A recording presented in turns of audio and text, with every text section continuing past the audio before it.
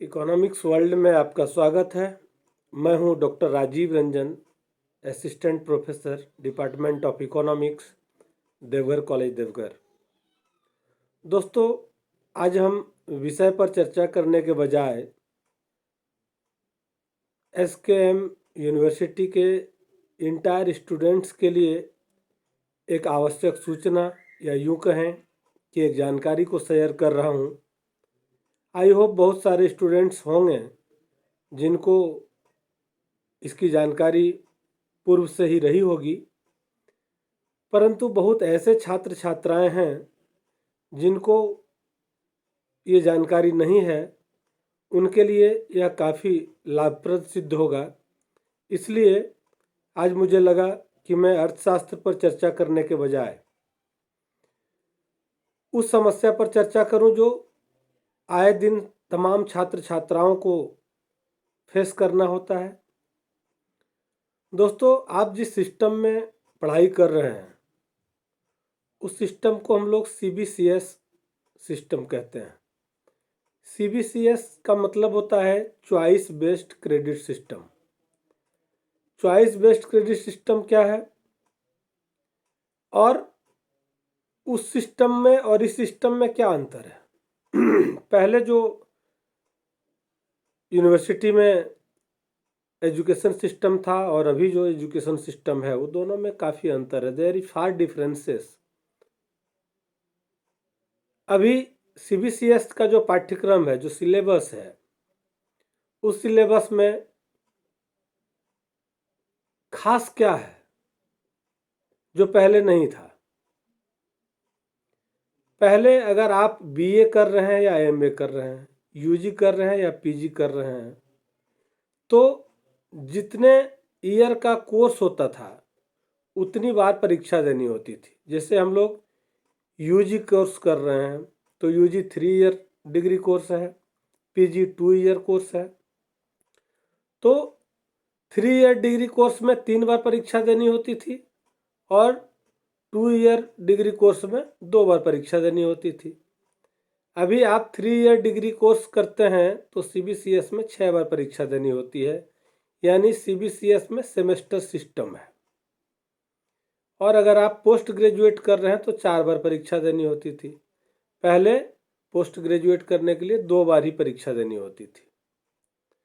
तो ये परीक्षा के दृष्टि से है। अब हमको यह जानना ज़्यादा आवश्यक हो गया है कि CBCS का जो सिलेबस है, पाठ्यक्रम है, वह क्या है और कैसे है। CBCS में हमको कैसे अध्ययन करना है, हमारा अंक किन किन मूल आधारों पर आधारित है, कैसे हमको अंक मिलते हैं, कैसे हमको मार्क्स मिलेगा। CBCS में आप सेमेस्टर वाइज स्टडी करते हैं। सेमेस्टर वाइज सेशनल टेस्ट देना पड़ता है जिसको हम लोग इंटरनल असेसमेंट, सत्रीय कार्य भी कहते हैं या आंतरिक परीक्षा भी कहते हैं या शाब्दिक परीक्षा भी कहते हैं। तो ये सेशनल टेस्ट अगर आप BA कर रहे हैं तो 20 मार्क्स यानी 20 मार्क्स का देना है और MA कर रहे हैं तो 30 अंक का यानी 30 मार्क्स का सेशनल टेस्ट देना है। BA कर रहे हैं तो 20 मार्क्स में 5 मार्क्स यानी 5 मार्क्स या 5 अंक ये शिक्षकों के विशेषाधिकार में होता है। विशेषाधिकार से तात्पर्य है कि CBCS सिस्टम में 5 मार्क्स आपको तब मिलता है जब आपका अटेंडेंस रेगुलर होता है, जब आपका बिहेवियर कैंपस में अच्छा होता है, जब आप डिसिप्लिन में होते हैं, जब आपका अटेंडेंस रेगुलर होता है। यानी 5 मार्क्स 5 अंक देने का जो विशेष अधिकार है वह शिक्षकों के हाथ में होता है। आपके अधिकार क्षेत्र में क्या है? आपके अधिकार क्षेत्र में है कि हम नियमित रूप से कक्षा में अपनी उपस्थिति दर्ज करें, अटेंडेंस हमारा रेगुलर हो, महाविद्यालय परिसर में जो भी गतिविधि हो रही है उसमें हमारी सहभागिता सुनिश्चित हो, हम रेगुलर रहें, हमारा बिहेवियर कैंपस में शिक्षकों से, कर्मचारियों से अच्छा हो। यानी एक्स्ट्रा एक्टिविटीज, एक्स्ट्रा करिकुलम के लिए 5 मार्क्स देने का विशेषाधिकार सीबीसीएस सिस्टम में शिक्षकों के पास होता है। चूँकि पोस्ट ग्रेजुएट में 30 मार्क्स का सेशनल टेस्ट होता है, अंडर ग्रेजुएट में 20 मार्क्स का सेशनल टेस्ट होता है, तो दोनों में 5 मार्क्स का स्पेशल पावर शिक्षक के पास होता है और आप जितने अच्छे संबंध और बिहेवियर रखते हैं उसके आधार पर आपको उसमें से अंक मिलता है। टू दी पॉइंट हम बात कर रहे हैं सिलेबस की। सिलेबस क्या है? जब आप बीए में अपना दाखिला लेते हैं, यूजी कोर्स करने के लिए आप जब एडमिशन लेते हैं तो फर्स्ट सेमेस्टर में आपको 4 पेपर पढ़ना होता है। 4 पेपर में 2 पेपर ऑनर्स होता है और 1 पेपर जनरल इलेक्टिव होता है, जिसको हम लोग पहले सब्सिडियरी कहते थे। तो जनरल इलेक्टिव तीसरा, और चौथा AEC 1, जिसको हम लोग लैंग्वेज पेपर में से, कोई भी लैंग्वेज पेपर में से 1 पेपर सेलेक्ट कर सकते हैं।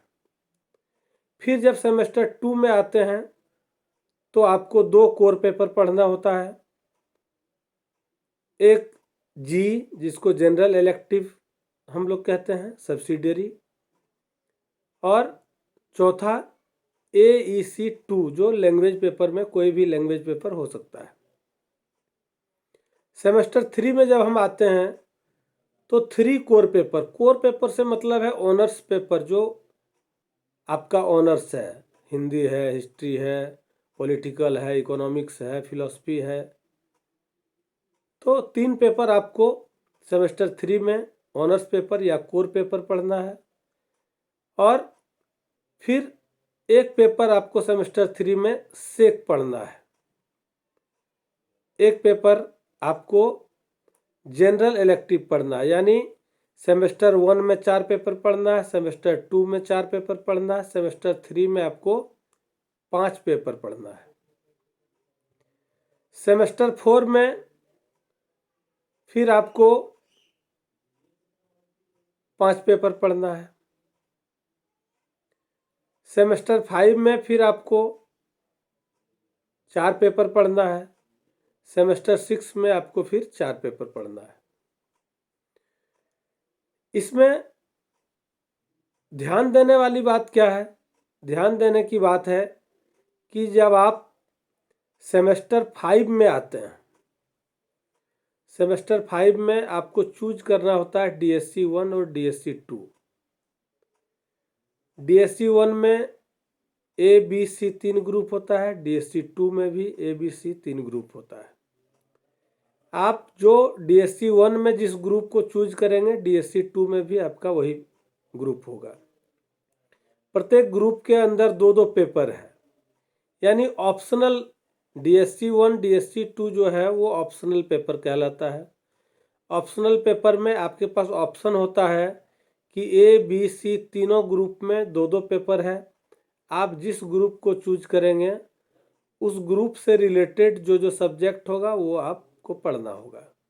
ये आपके लिए वैकल्पिक व्यवस्था होती है CBCS में। ऐसे ही PG के छात्रों के लिए जब आप PG 3 में जाते हैं तो आए दिन इस प्रकार के बहुत सारे सवाल आते रहते हैं। जब आप मास्टर डिग्री कर रहे होते हैं, PG कर रहे होते हैं, तो सेमेस्टर 3 में छात्र कंफ्यूज रहते हैं कि हमको 4 पेपर कौन कौन सा पढ़ना है। उसमें ECN 09 जिसको हम लोग चॉइस पेपर या ओपन इलेक्टिव पेपर कहते हैं, या आप ECN या इस कोड को याद नहीं भी रखें तो आप सीधा यह समझें कि PG3 में एक पेपर जो है वो चॉइस पेपर है, जिसको हम लोग ओपन इलेक्टिव कहते हैं, और उस पेपर को आप अपने मन से पसंद कर सकते हैं, चूज कर सकते हैं, सेलेक्ट कर सकते हैं। लेकिन ध्यान रहे कि जिस विषय से आप MA कर रहे हैं उस विषय में नहीं होगा, उस विषय को छोड़कर।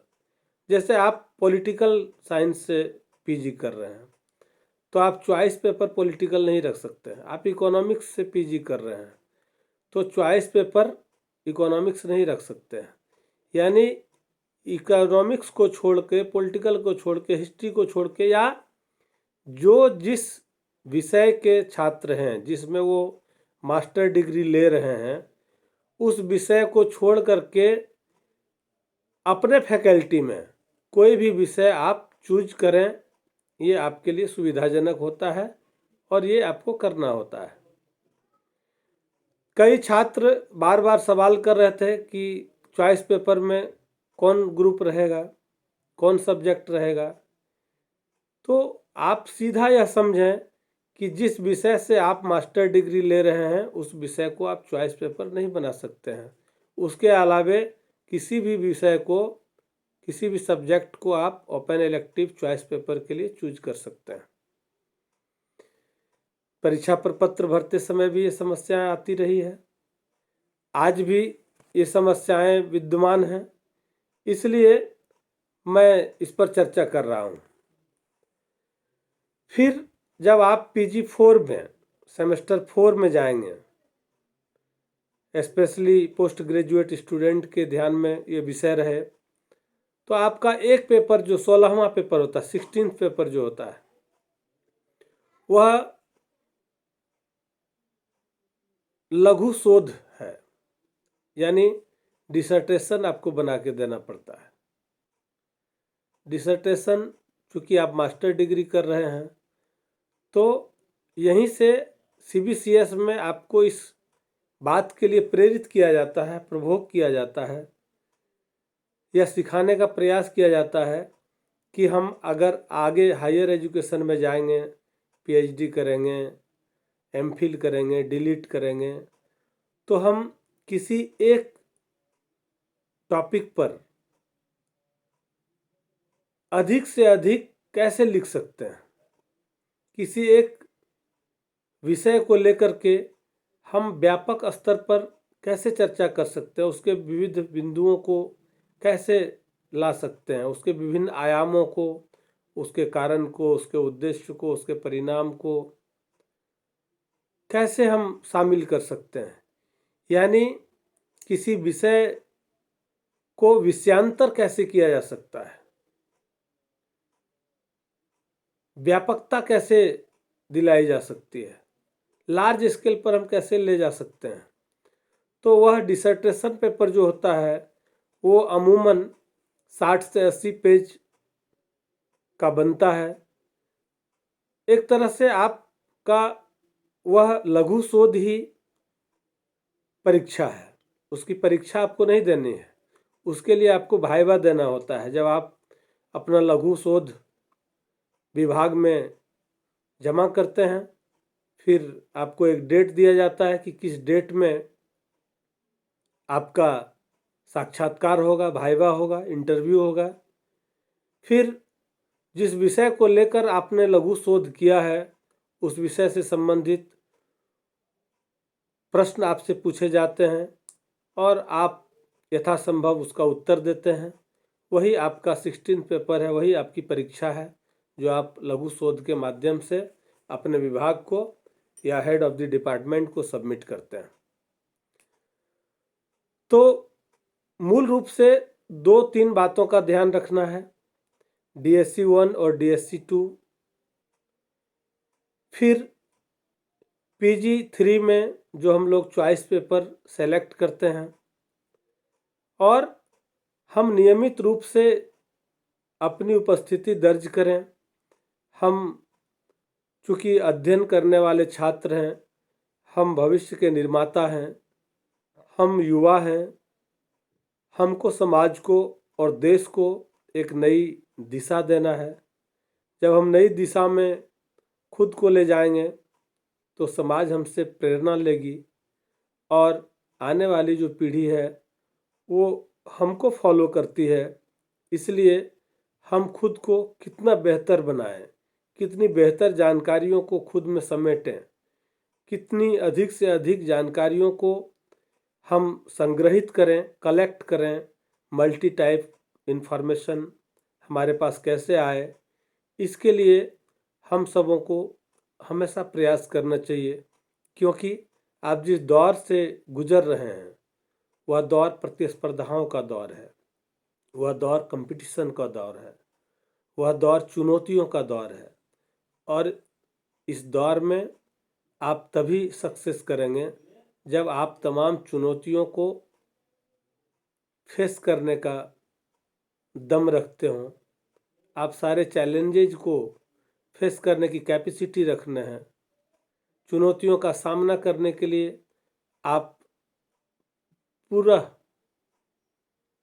रूपेण पूरा मनोयोग से अंदर मन से तैयार होते हैं तो निश्चित रूप से सफलता आपकी कदम चूमती है।